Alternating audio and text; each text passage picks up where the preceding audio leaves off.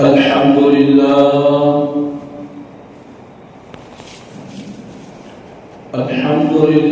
رب العالمين،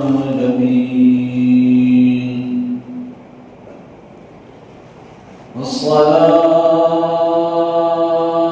والسلام على سيد الأنبياء والمرسلين. أما بعد، فأعوذ بالله من الشيطان الرجيم. بسم الله الرحمن الرحيم.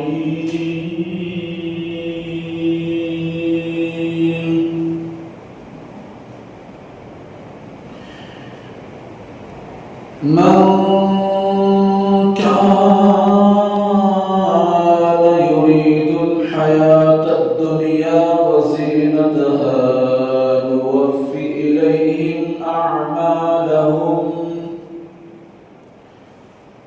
أعمالهم فيها وهم فيها لا يبخسون.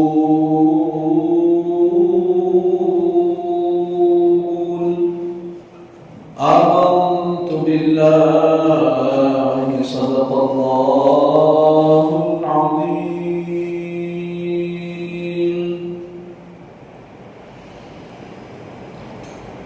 برادران اسلام،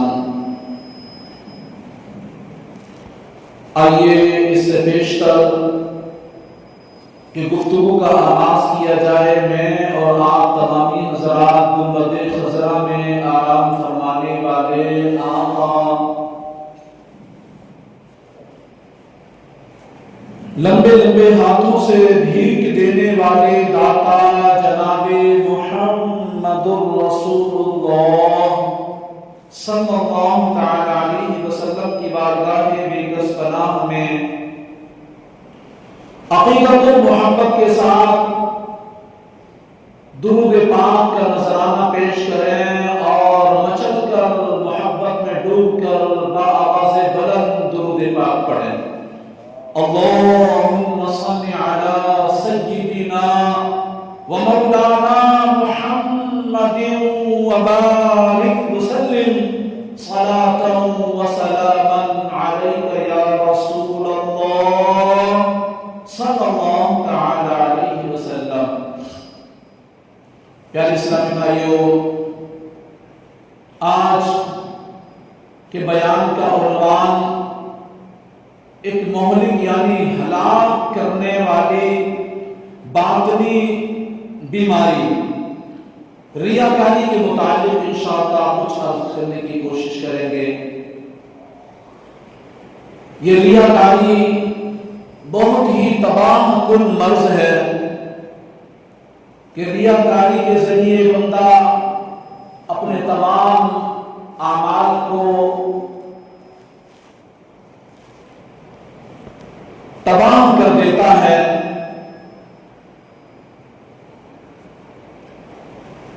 ریاکاری کی تعریف، ریاکاری کہتے کسے ہیں تو سنیں. ریاکاری کہتے ہیں، اللہ کے رسول ارشاد فرماتے ہیں کہ اللہ کے ساتھ بددیانتی نہ کرنا. صحابہ کرام نے عرض کی اس کے ساتھ بددیانتی کیا ہے؟ فرمایا اللہ کے ساتھ بددیانتی کیسے کر سکتا ہے؟ تو میرے آقا مدینے والے مصطفیٰ صلی اللہ علیہ وسلم نے ارشاد فرمایا، اس طرح کہ تم کوئی ایسا کام کرو جس کا تمہیں حکم اللہ اور اس کے رسول نے دیا ہو، لیکن تمہارا مقصود غیر اللہ کی رضا کا حصول یعنی حاصل کرنا ہو. لہذا ریاکاری سے بچتے رہو، کیونکہ یہ اللہ کے ساتھ شرک ہے. قیامت کے دن ریاکار کو لوگوں کے سامنے 4 ناموں سے پکارا جائے گا، 4 ناموں سے پکارا جائے گا. یعنی قیامت کے روز ریاکار کو پکارا جائے گا، اے بدکار، اے دھوکے باز، اے کافر، اے خسارہ پانے والے، تیرا عمل خراب ہوا، تیرا اجر برباد ہوا، آج تیرے لیے کوئی حصہ نہیں. ایک دھوکہ دینے کی کوشش کرنے والے، اب تو اپنا ثواب اس کے پاس جا کر تلاش کر جس کے لیے تو نے یہ عمل کیا تھا. اور مسلمانوں،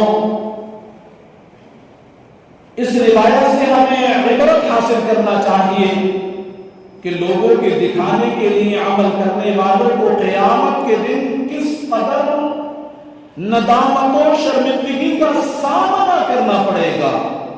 اول تو نفس و شیطان ہمیں نیکیاں کرنے نہیں دیتا، اور اگر ہم خوب کوشش کر کے نیک عمل کرنے میں کامیاب بھی ہو جائیں تو نفس و شیطان ہماری عبادت کو مقبول ہونے سے روکنے کے لیے اپنا پورا زور لگا دیتا.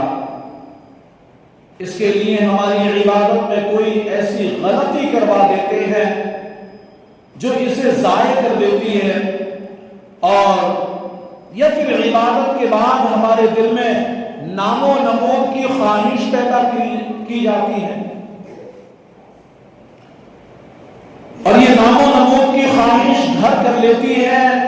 کوئی ہماری نیکیوں کا پرچار کرے نہ کرے، ہم خود بنا ضرورت شرعی اپنی نیکیوں کا اظہار کر کے اپنے منہ میاں مٹو بننے سے باز نہیں آتے، اور یہ نفس و شیطان کے پھیلائے ہوئے جال یعنی ریاکاری میں جا پھنستے.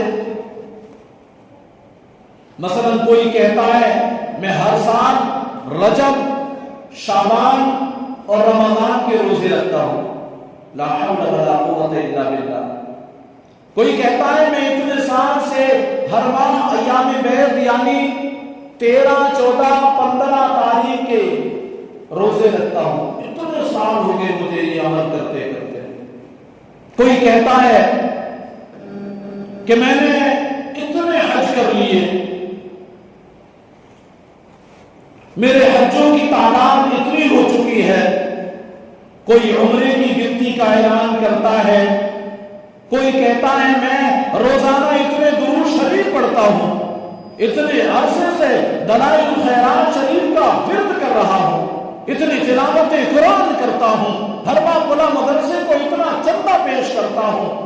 الغاز خامخواہ اپنے نوافل، تہجد، نفلی روزوں، عبادتوں کا خوب چرچا کیا جاتا ہے.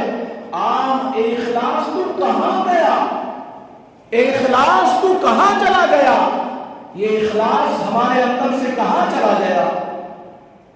نفس بدکار نے دل پہ یہ قیامت توڑی، نفس بدکار نے دل پہ یہ قیامت توڑی. عمل نے کہ کیا بھی تو چھپانے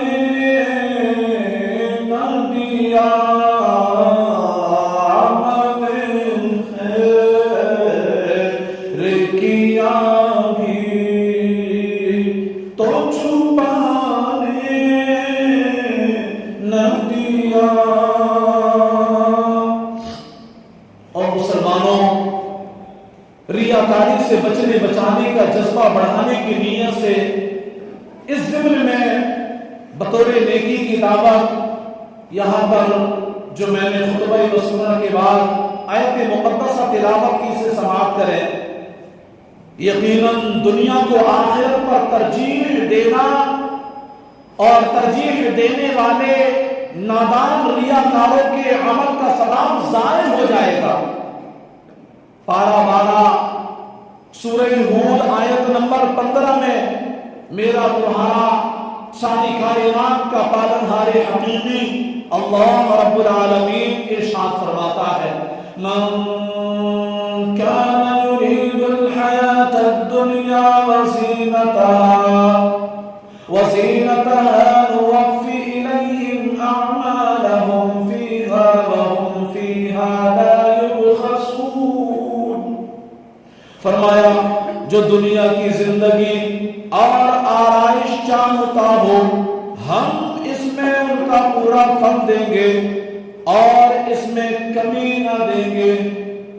حضرت سیدنا ابن عباس رضی اللہ تعالیٰ اس آیت کی تفسیر میں فرماتے ہیں کہ ریاکاروں کو دنیا میں ہی ان کی نیکیوں کا بدلہ دے دیا جاتا ہے، دنیا ہی میں ان کی نیکیوں کا بدلہ ان کو عطا کر دیا جاتا ہے اور ان پر ذرہ بھر ظلم نہیں کیا جاتا۔ جبکہ ایک اور دوسری آیت میں اللہ پاک ارشاد فرماتا ہے، یا ایھا الذین آمنوا لا تبطلوا صدقاتکم بالمن والأذى كالذي ينفق ماله رئاء الناس ولا يؤمن بالله واليوم الآخر فمثله كمثل صفوان عليه تراب فأصابه وابل فتركه صلدا لا يقدرون على شيء مما كسبوا والله لا يهدي القوم الكافرين۔ فرمایا اے ایمان والو اپنے صدقے باطل نہ کر دو، احسان جتا کر اور تکلیفیں دے کر اس کی طرح جو اپنے مال لوگوں کو دکھانے کے لیے خرچ کرے، اللہ اور قیامت پر ایمان نہ لائے تو اس کی کہاوت ایسی ہے جیسے ایک چٹان کے اس پر مٹی ہے، اب اس پر زوردار پانی پڑا جس سے اسے نرا پتھر کر دیا، یعنی صاف کر دیا، اپنی کمائی سے کسی چیز پر قابو نہ پائیں گے اور اللہ کافروں کو راہ نہیں دیتا۔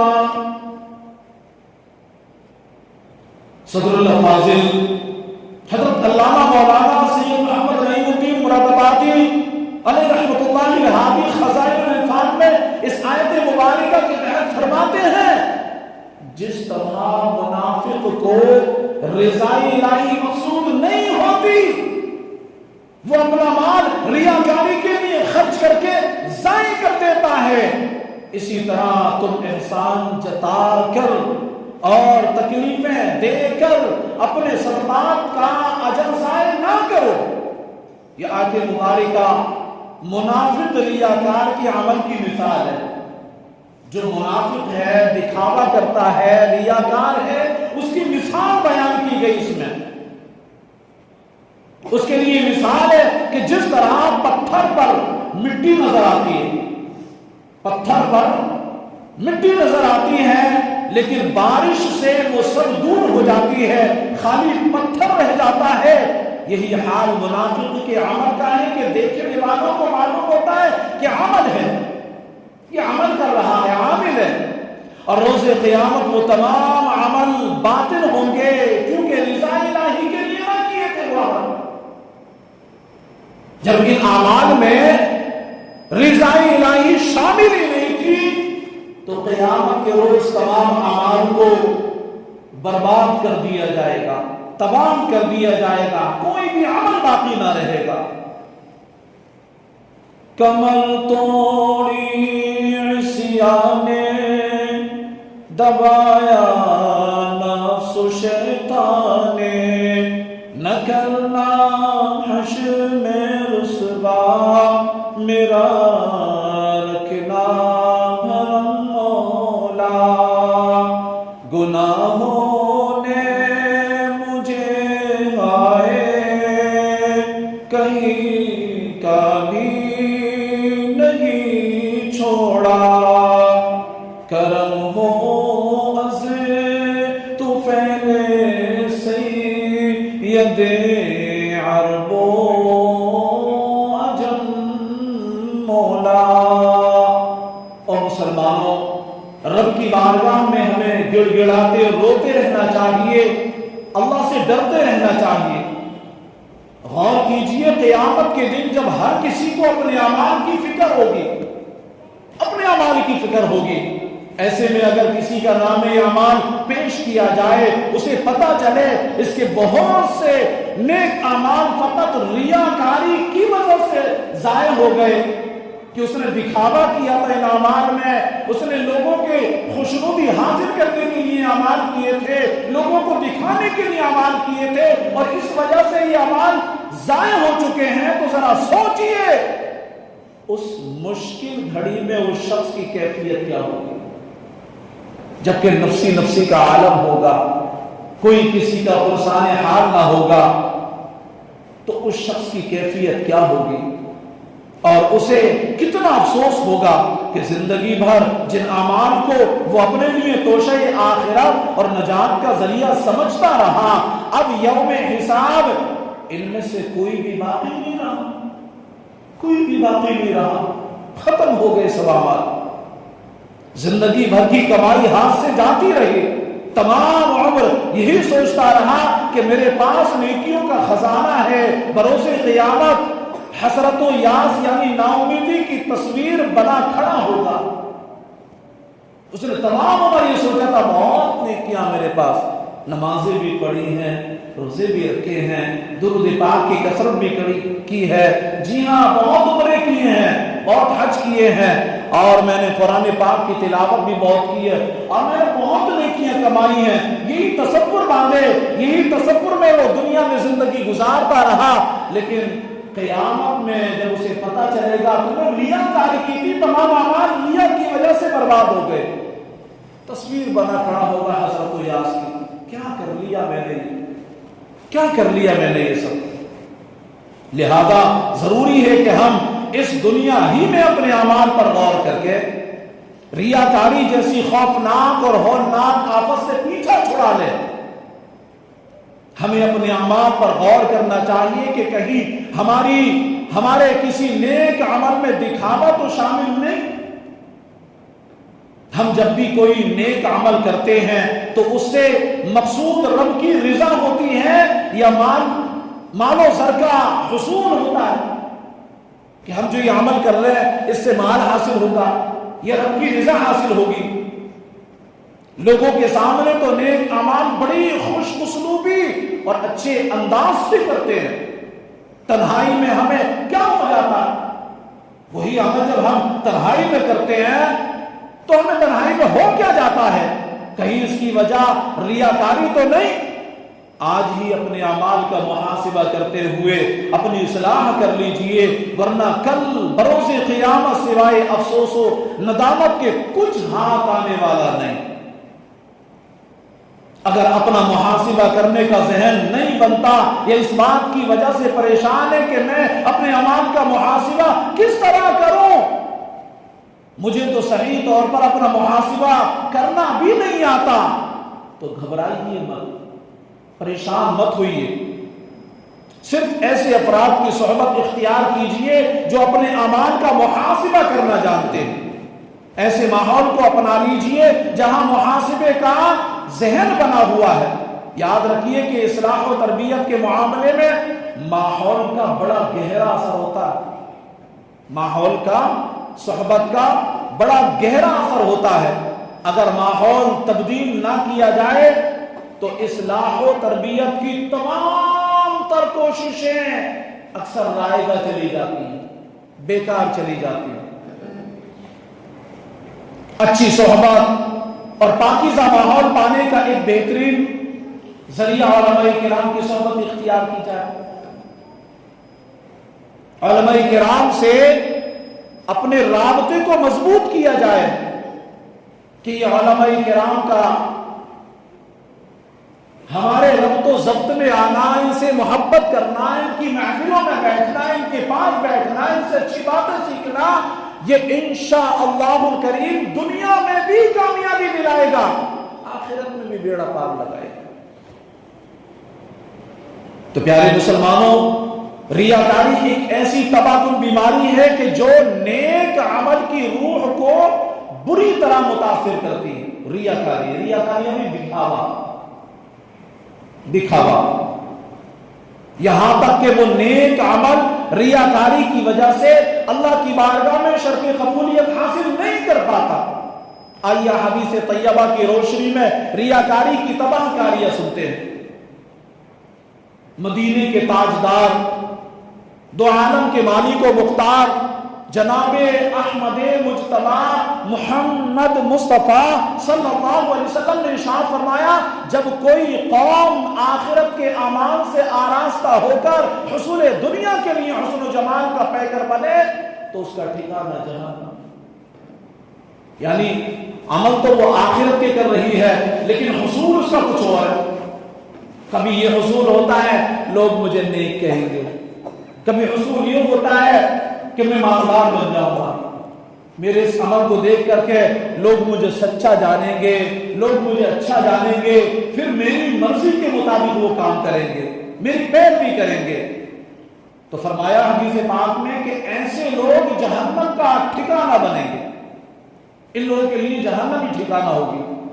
اور دوسری حدیث پاک اللہ کے رسول ارشاد فرماتے ہیں، ان اللہ حرم الجنت علی کل مرائن، یعنی اللہ نے ہر ریاکار پر جنت حرام کر دی ہے، ہر دکھاوے والا عمل کرنے والے پر جنت کو حرام کر دیا ہے۔ اور سنیں رسول پاک صلی اللہ علیہ وسلم کہ صحابی حضرت سیدنا امیر المومنین خلیفۃ المسلمین عمر فاروق اعظم رضی اللہ عنہ نے حضرت سیدنا معاذ بن جبل کو روتے دیکھا تو پوچھا کیوں رو رہے ہو؟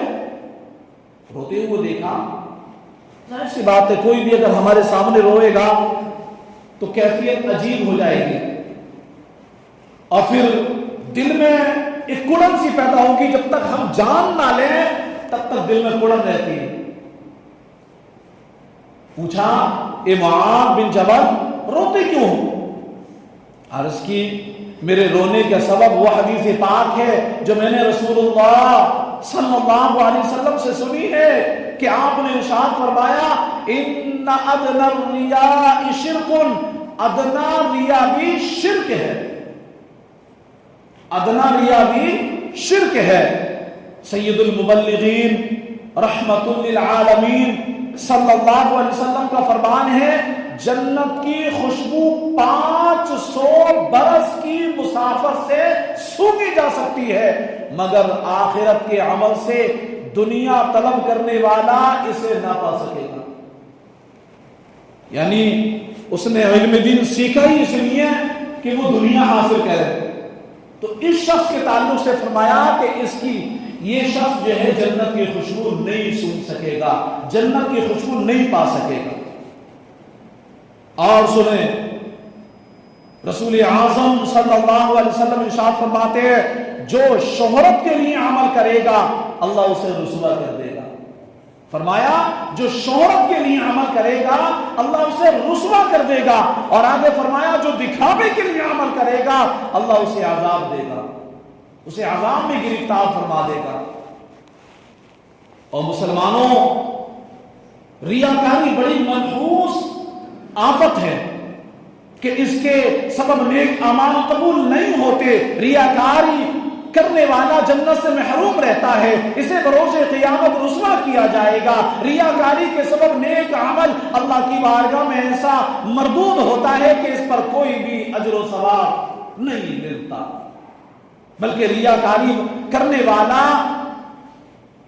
اللہ کی ناراضگی کو مول لیتا ہے، اللہ کی ناراضگی کا سبب بنتا ہے، اللہ کے غضب کا سبب بنتا ہے۔ جو ریاکاری کرنے والا ہے، جو دکھاوے کا عمل کرنے والا۔ اور مسلمانوں، حضرت سیدنا قتادہ رضی اللہ عنہ نے فرمایا کہ جب بندہ ریاکاری کرتا ہے تو اللہ پاک فرشتوں سے فرماتا ہے اسے دیکھو، اسے دیکھو، اسے دیکھو، یہ میرے ساتھ مذاق کر رہا ہے۔ اسے آپ مثال سے یوں سمجھے کہ کوئی خادم پورا دن بادشاہ کے دربار میں اس کے سامنے رہتا ہے، جیسا کہ خادموں کی عادت ہوتی ہے کہ خادموں کا کام ہی ہوتا ہے کہ خدمت کرنا، جو حکم دیا جائے اس کی پاسبانی کرنا، اس کے مطابق عمل کرنا۔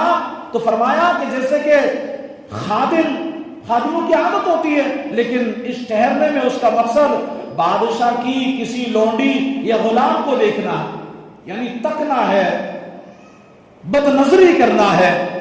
تو یہ بادشاہ کے ساتھ مذاق ہے بھی، بادشاہ کی خدمت کا ہوئی، وہ تو گھر سے آ ہی اس لیے رہا ہے، بادشاہ کی خدمت نہیں کرنا، مجھے تو لذت حاصل کرنا، مجھے تو لذت میں مست رہنا ہے۔ تو اس کی خدمت کے لیے وہ نہیں آتا، بلکہ اس کے غلام کے لیے اختیار کیا ہے۔ لہذا اس سے بڑھ کر قابل حقارت کیا ہوگی کہ بندہ اللہ کی عبادت ایک ایسے کمزور اور ناتواں بندے کو دکھانے کے لیے کرے جو ذاتی طور پر اسے نہ کوئی نقصان پہنچا سکتا ہے نہ کوئی فائدہ پہنچا سکتا ہے۔ کہ میں گھر سے نماز کے لیے نکل رہا ہوں، لوگ کہیں گے بڑا نمازی ہے، بڑا نمازی ہے، نماز پڑھنے میں کتنی پابندی کرتا ہے۔ یہ بندہ مسجد میں نماز کے بعد میں قرآن کھول کے بیٹھتا ہے۔ اچھا، ہم اور آپ کو یہ حق نہیں بنتا کہ ہم کسی پر یہ حکم صادر کریں، یہ حکم لگائیں کہ دیکھو جی یہ قرآن پڑھنے بیٹھ گیا تو ریاکاری کر رہا۔ نہیں، ریاکاری کا تعلق دل سے ہے، نیت سے ہے۔ اب بندے کی نیت کی ترقی ہے، وہ تو وہی جان سکتا ہے جو یہ عمل کر رہا ہے۔ ہم کون ہوتے ہیں کسی پر انگلی اٹھانے والے؟ ہم یہ حکم کسی پر نہیں لگا سکتے، اس چیز کو اپنے ذہن سے نکال دیں ہم۔ تو پیارے مسلمانوں، یقیناً ریاکاری کا مرض انتہائی مہلک ہے اور اس سے بچنا بے حد ضروری ہے۔ لہذا کسی بھی نیک عمل سے پہلے دل کے ارادے پر خوب غور کر لینا چاہیے، کہیں ایسا نہ ہو کہ ریاکاری کے سبب وہ عمل کسی کام نہ آئے۔ ریاکاری کی تعریف سنتے ہیں تاکہ اس کی اچھی طرح پہچان حاصل ہو جائے اور اس سے بچنے میں آسانی بھی ملے۔ تو سنیں، ریاکاری کہتے ہیں اللہ کی رضا کے علاوہ کسی اور ارادے سے عبادت کرنا، یعنی اللہ کی رضا حاصل کرنے کے علاوہ کسی اور مقصد سے عبادت کرنا۔ گویا عبادت سے یہ غرض ہو کہ لوگ اس کی عبادت میں آگاہ ہوں تاکہ وہ ان لوگوں سے مال بٹورے یا لوگ اس کی تعریف کریں یا اسے نیک آدمی سمجھیں یا اسے عزت دیں۔ یہی وجہیں ہوتی ہیں۔ کوئی بھی کام بندہ کرتا ہے تو اس کے پیچھے ایک خاص وجہ موجود ہوتی ہے۔ بندہ جب عبادت بھی کرنے آ رہا ہوتا ہے تو اس کا مقصد خاص، مقصد حقیقی یہ ہونا چاہیے کہ میں رب کی رضا حاصل کرنے جا رہا ہوں، یعنی اپنے رب کو راضی کرنے جا رہا ہوں۔ میں رب کی بارگاہ میں سجدہ کروں گا، پیشانی جھکاؤں گا، میرا رب مجھ سے راضی ہوگا۔ میں رب کی حمد و ثنا کروں گا، میرا رب مجھ سے راضی ہوگا۔ میں جماعت کے ساتھ نماز پڑھوں گا، میرا رب مجھ سے راضی ہوگا۔ میں تلاوت قرآن کروں گا، میرا رب مجھ سے راضی ہوگا۔ میں اچھی بات لوگوں کو بتاؤں گا، میرا رب مجھ سے راضی ہوگا۔ میں معاشرے میں انقلاب لاؤں گا، میرا رب مجھ سے راضی ہوگا۔ یہ تمام چیزیں اگر اس کے دل میں ہیں تو سوچ لیں کہ وہ رب کو راضی کرنے میں کامیاب ہے۔ اور اگر اس کا الٹ ہے کہ میں یہ تمام کام کروں گا لوگ مجھ سے راضی ہوں گے، میں یہ تمام کام کروں گا لوگ میری عزت کریں گے، میں یہ تمام کام کروں گا لوگ مجھے نیک سمجھیں گے، یہی ریاکاری ہے، یہی تباہ کن مرض ہے۔ اور مسلمانوں، واقعی بڑا نازک معاملہ ہے کہ ذرا سی نیت بہکی اور نیک عمل کرنے والا ریاکاری کے گڑھے میں جا پڑتا ہے۔ آئیے شیخ طریقہ تبیر السنت کی ایک مایہ ناز کتاب نیکی کی دعوت، اس میں ایک بہت ہی پیاری بات سمجھائی گئی۔ چند مثالوں کے ذریعے، اور پتہ چلے گا کہ ریاکاری ہمارے اعمال میں کس طرح چھپی ہوتی ہے۔ اگر اس کو پڑھیں گے تو ہم بعض اوقات لفظوں میں اس کا بربلا اظہار کر رہے ہوتے ہیں، لیکن نہ تو اس طرف ہمارا دھیان ہوتا ہے اور نہ ہی اس سے بچنے کا کوئی ذہن ہوتا۔ لہذا ریاکاری کی ان مثالوں کو سن کر اس سے بچنے کی کوشش کیجیے، مگر خیال ہے کہ ریاکاری ایک ایسا عمل ہے کہ جس کا سارا دار و مدار نیت پر ہے، سارا دار و مدار نیت پر ہے۔ لہذا جو مثالیں پیش کی جا رہی ہیں وہ اگرچہ ریاکاری ہی کی ہیں، لیکن کئی جگہ نیت کے فرق سے احکام میں تبدیلی بھی ہو سکتی ہے کہ نیت اچھی تو عمل قابل قبول ہوتا ہے۔ اب وہ مثال ہے، مثلا فن قرات اس لیے سیکھنا کہ لوگ قاری صاحب کہیں گے، کیا زبردست قاری صاحب ہے۔ قاری صاحب کا اجتماعات میں حاضرین کی مقدار تجوید کے مطابق رعایت اور آواز کے اتار چڑھاؤ میں کمی بیشی کرنے میں جو مقصود ہوتا ہے وہ یہ کہ حاضرین کہیں گے کیا شاندار قرآن پڑھ رہے ہیں بھائی، قرآن پڑھنے کا انداز کیا ہے، قرآن پڑھنے کا انداز اتنا لطیف ہے کہ سننے والا وہ سنتا ہی رہ جائے، تو لوگ میری تعریف کریں گے۔ تو یہ ریاکاری ہے۔ اسی طریقے سے اپنے لیے عاجزی کے الفاظ، مثلا میں فقیر ہوں، بڑا گناہگار ہوں، ناکارہ ہوں، ایسے لفظ اس نیت سے بولنا کہ لوگ کہیں گے یار اپنے لیے فقیر بولتا ہے، حالانکہ دیکھنے میں تو فقیر لگتا نہیں، اپنے لیے بدکار بولتا ہے لیکن چہرے سے، لباس سے، رہن سہن سے تو لگتا نہیں، بڑا عجز و انکساری کا پیکر ہے، بڑا اچھا آدمی ہے، لوگ یہ سمجھیں گے۔ اس نیت سے یہ لفظ اس کو جو ہے بولنا۔ اسی طریقے سے لوگوں سے اس لیے پرتپاک طریقے سے ملنا کہ ملنسار اور با اخلاق کہیں گے لوگ، یہ ریاکاری ہے۔ دعا وغیرہ میں سب کے سامنے رونا آ جائے تو اس لیے آنسو پوچھتے رہنا کہ لوگوں پر یہ تاثر قائم ہو کہ یہ ریاکاری سے بچنے کے لیے جلدی جلدی آنسو پوچھ لیتا کہ لوگ نہ دیکھ سکے، آنسو پوچھ لیتا، یہ نیت نہ ہو تو یہ ریاکاری ہے۔ لوگوں کے دلوں میں جگہ بنانے کے لیے اس طرح کے جملے کہنا، مجھے گناہوں سے بڑا ڈر لگتا، لوگ کہتے بھی ہیں نا آج کل مجھے گناہوں سے بڑا ڈر لگتا۔ گناہوں سے ڈر لگتا ہے نہیں لگتا ہے بتانے کی ضرورت کیا ہے تمہیں؟ اگر ڈر لگتا ہے تو تمہاری دل کی کیفیت تمہیں خود ہی سمجھا رہی ہوتی ہے، لگتا ہے ڈر یا نہیں لگتا۔ ڈر تو اس وقت لگنا چاہیے جب ہم خرید و فروخت کا معاملہ کر رہے ہیں، ڈر تو اس وقت لگنا چاہیے جب ہم نماز میں سستی سے بچ رہے ہوں، ڈر تو اس وقت لگنا چاہیے جب ہم اپنے اعزا اقربا کا حق ادا کر رہے ہوں۔ ڈرنے کے مقامات دوسرے ہیں، بتانے کی ضرورت کیا ہے؟ ہم اگر ڈرتے ہیں تو ہمارا رب دیکھ رہا ہے، دوسروں کو بتانا یہ تو ریاکاری میں شامل کر دیتا۔ تو ان تمام چیزوں سے بچتے رہنا چاہیے۔ یہ وہ چیزیں ہیں جو اعمال کو اکارت کر دیتی ہیں، جو اعمال کو ختم کر دیتی ہیں، برباد کر دیتی ہیں۔ اللہ پاک ہم سب کو ریاکاری جیسی نحوست سے بچنے، اس بلا سے بچنے کی توفیق عطا فرمائے، آمین بجاہ النبی الامین صلی اللہ علیہ وسلم۔